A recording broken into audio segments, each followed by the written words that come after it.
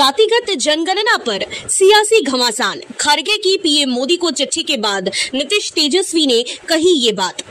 इन दिनों जातिगत जनगणना को लेकर सियासी घमासान जारी है। कई राजनीतिक दल जातिगत जनगणना के समर्थन में भी दिख रहे हैं।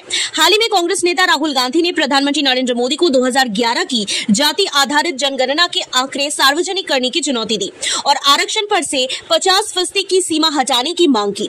इस मसले पर बिहार सीएम नीतीश कुमार ने कहा कि जातिगत जनगणना के आंकड़ों को हम केंद्र को भेज देंगे तो फिर इसमें केंद्र का भी दायित्व बनता है।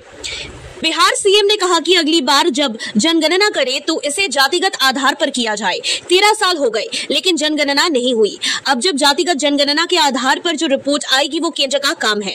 वहीं कांग्रेस अध्यक्ष मल्लिकार्जुन खड़गे ने भी पीएम को पत्र लिख जातिगत जनगणना की मांग की, जिस पर प्रतिक्रिया देते हुए आरजेडी नेता तेजस्वी यादव ने कहा कि हमने जातिगत जनगणना के लिए सभी दलों से मांग की। जातिगत जनगणना हर जगह होनी चाहिए। कांग्रेस अध्यक्ष ने जो मांग रखी वो अच्छी बात है।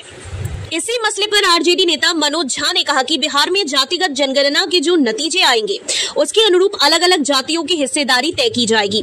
आरक्षण की जो मौजूदा व्यवस्था है उसकी रिस्ट्रक्चरिंग बिहार में होगी। साथ ही में कांग्रेस नेतृत्व को धन्यवाद देता हूं। राहुल गांधी के बयान के बाद जातिगत जनगणना की मांग और तेज हो गई है।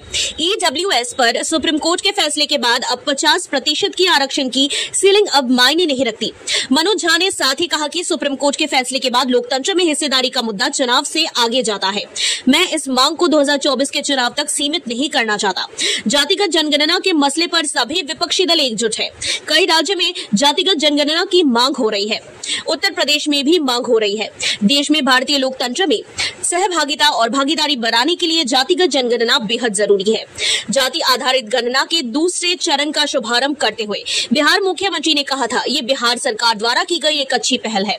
जाति आधारित गिनती के दौरान लोगों की आर्थिक स्थिति और उनकी जाति से संबंधित आंकड़े एकत्र किए जाएंगे ताकि राज्य सरकार को पता चल सके कि कितने लोग गरीब हैं और उन्हें मुख्य धारा में लाने के लिए किस तरह के कदम उठाए जाने चाहिए।